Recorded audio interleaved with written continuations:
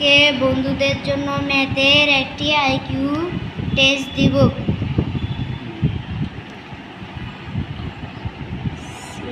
6 লিখছো, হ্যাঁ। তারপর কি লিখবা?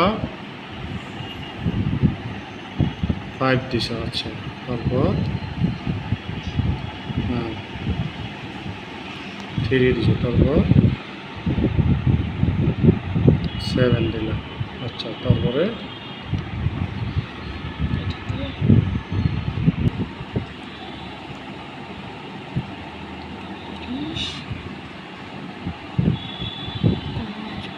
হুম, 13, 12, 18।